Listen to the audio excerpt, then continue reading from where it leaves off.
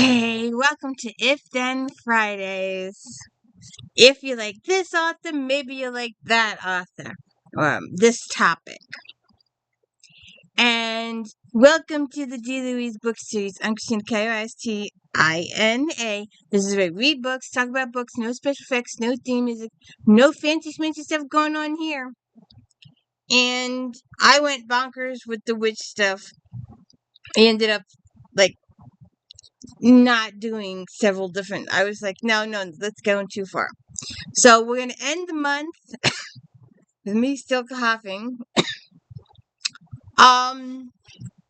With some witchy romances, contemporary romances. Now, as I was saying, I could and I want to. I wish it still existed.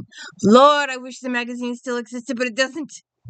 I would take my Romantic Times Book Review magazine out and go through it and find all the 4-star witch ones and pick them all out. But they would be 10, 15 years old.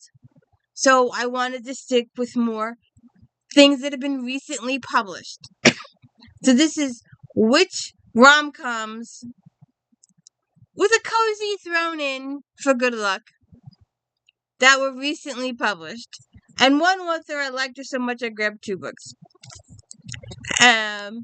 But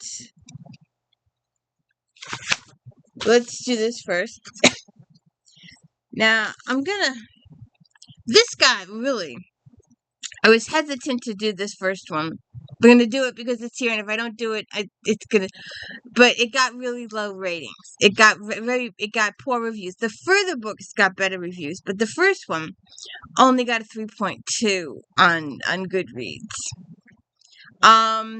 But I did it, I copied it, so might as well. Enchanted. It's magic when you meet your match in teenage years. Lovelorn Jessica Cold cast a spell that went disastrously wrong and brought her all the wrong kind of attention, as well as a lifetime ban from the World Council of Witches. So no one is more surprised than Jessica 15 years later when tall, handsome WCW member Derek Winter shows up in a quaint little village of West Harbor, and claims that Jess is his chosen one. Hey, summer magic. Summer Thorn's erratic magic is more hazardous than helpful, but it won't stop her from building a sanctuary for creatures no one else wants. Neither will the grumpy sheriff next door breathing down her neck about permits, safety codes, and the chimpanzee she may or may not have illegally rescued from a testing facility. Yay! Rescue! Sheriff Cooper Carlisle is a stickler for the rules, which is why Summer makes him absolutely crazy. He's tried to ignore her for years, since an ill-fated prom night, but when her mischievous menagerie wrecks havoc across town, Coop's done playing nice. A Witch's Guide to Magical Innkeeping. I had this on order. It hasn't arrived yet. An enchanted novel about a witch who has second chance to get her magical powers and her life back on track. Serena Swan was one of the most powerful witches in Britain. Then she resurrected her great aunt Jasmine from the very recently dead, lost most of her magic, befriended a semi-villainous talking fox, and was exiled from her magic guild. Now she slightly reluctant and just a bit grumpy helps Aunt Jasmine run an inn in Lancashire, where she deals with quirky guest shenanigans, tries to keep the talking fox in check, and longs for the magical future she lost.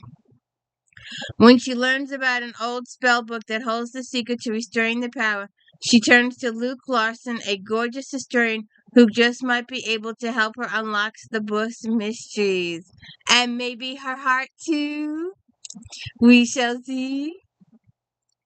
The witch is back. There's nothing wrong with being a wallflower, not to Emmeline Broadwater. Emma Emma may have been born into witch society, but her days of trying to fit in where she doesn't belong are over.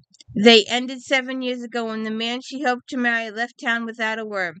She's much happier now, living a delightful, mundane human life in Chicago and running her bar, Toil and Trouble. Until Bastian True walks to the door and announces he wants her back. Oh.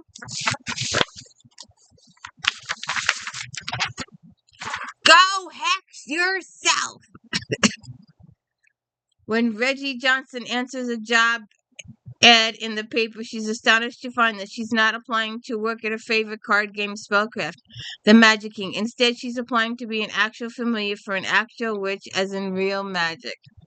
The new job has perks, great room and board, excellent pay, and she's apprenticing to a powerful witch. Sure, the witch is a bit eccentric, and sure there was the issue with the black cat. Reggie would prefer to forget about it. The biggest problem, however, is Warlock Ben Magnus, her employer's nephew and the most arrogant, insufferable, maddening man to ever cast a spell. Sounds like love to me. Witch at Heart. Jinx Hamilton is ready to trade in waitressing for becoming her own boss. The shop she inherits for her eccentric aunt is Briar Harlow, North Carolina. Seems like the perfect fit as Jinx handles the enchanted inventory and unruly clientele. She discovers her aunt also wields her magical powers without an instruction manual. As if it weren't enough, she's forced to deal with 4 cats, several homeless ghosts, and a potential serial killer.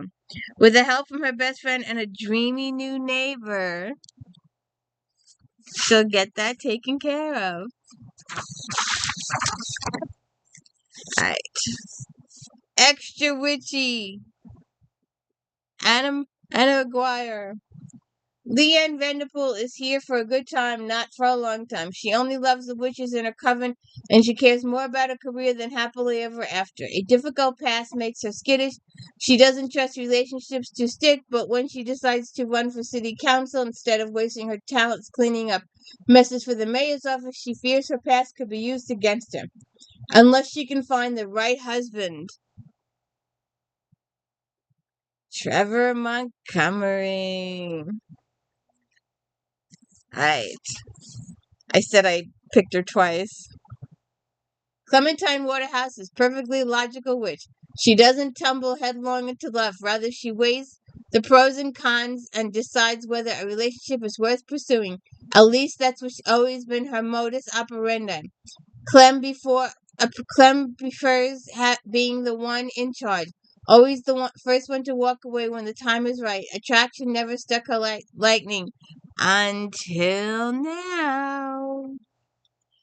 Gavin Rise hates being a witch hunter, but his formal family honor is on the line, and he needs to prove he's nothing like his grandfather, a traitor who let everyone down. But things in Clare aren't what they seem, and Gavin is distracted from the job immediately by a bewitching dark-haired young lady.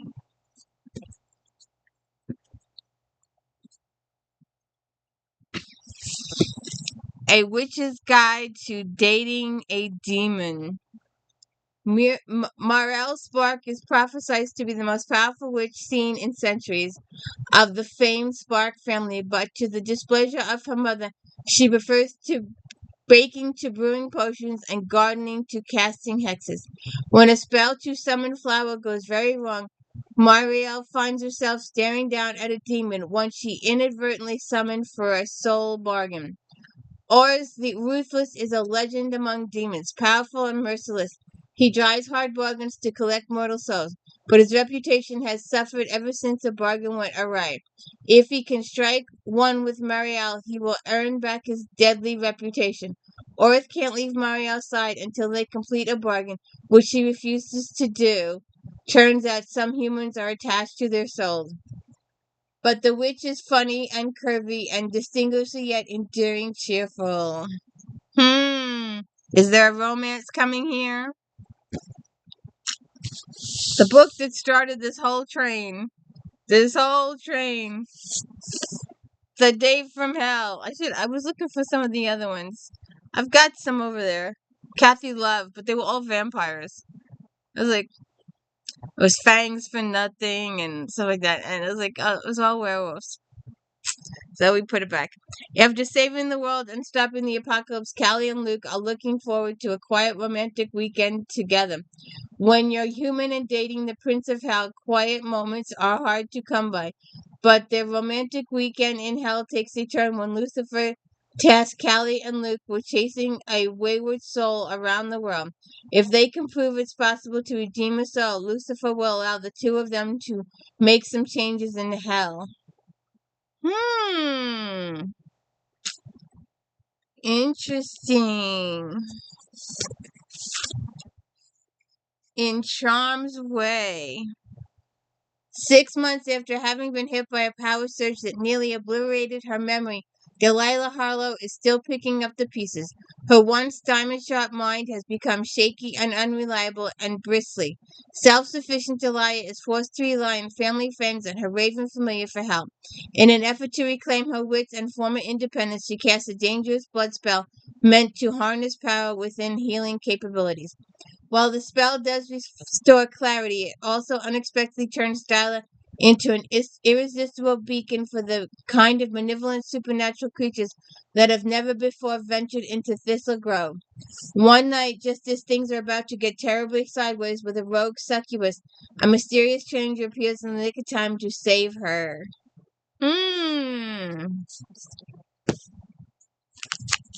Wizard of Most Wicked Ways. Wimble House is changing Merritt and Huldah are raising a family Owens and has signed a marriage contract with the magically compatible Lady Cora, a heavyweight of British nobility who's an ocean away, and the lovely shape-shifting druid Fallon makes a distracting, fetching friend for Owen. But another change is in the air, and this time it's something wicked. The greatest wizard of the millennia, Silas Hogwood, is back after 5 years dead. New body, same foul scent, and driven by madness and revenge. What's gonna happen? The Honey Witch. Marigold Claude has always preferred the company of meadow spirits to the suitors who tried to woo her. So when her grandmother whisked her away to the tiny Isle of Innisfree with an offer to train her as the next Honey Witch, she accepts immediately. But her newfound magic independence comes with a price. No one can fall in love with Honey Witch. Then Lottie Burke, a notoriously grumpy skeptic, shows up on her doorstep, and Marigold can't resist the challenge. The Kiss Curse. Gwen Jones is perfectly happy with her life in Graves Glen. She, her mom, and her cousin have formed a new and powerful coven. She's running a successful witchcraft shop, Something Wicked, and she started mentoring some of the younger witches in town. As Halloween approaches, there's only one problem: Llewellyn Wells Penwell. Wells has come to Graves Glen to establish his family's connection to the town. They founded and to make a new life for himself after years of being the dutiful son in Wells. When he opens up a shop of his own, Penn Hollows, just across the street from Something Wicked, he learns he's gotten more than he's bargained for in going up against Gwen. And they share a very, very hot, hot kiss. Alright, the final book is an oldie. I looked it up. 18 books in the series as of now, I think. Demon Bluff was last year.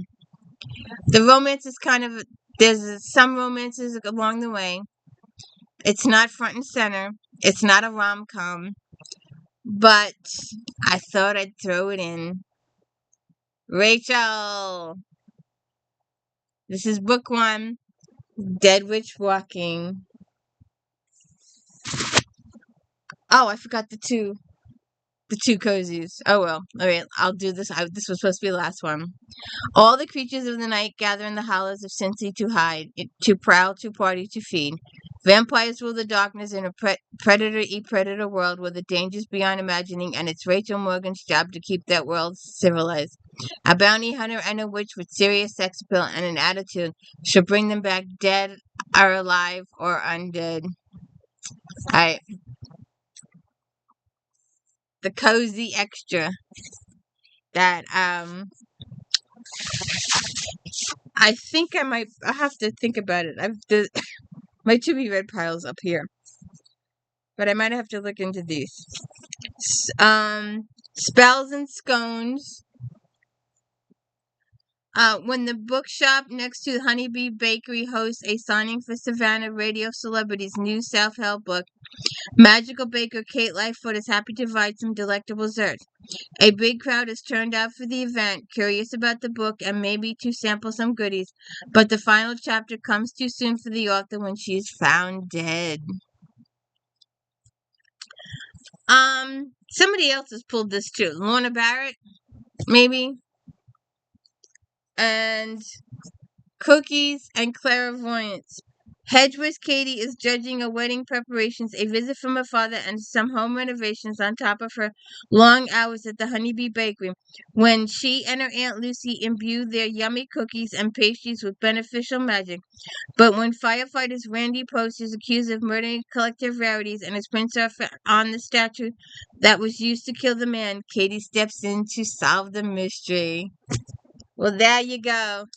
There's the end of our little witchy, if-then, rom-com, sorta, kinda. So what'd you think? Did you see anything useful? I might.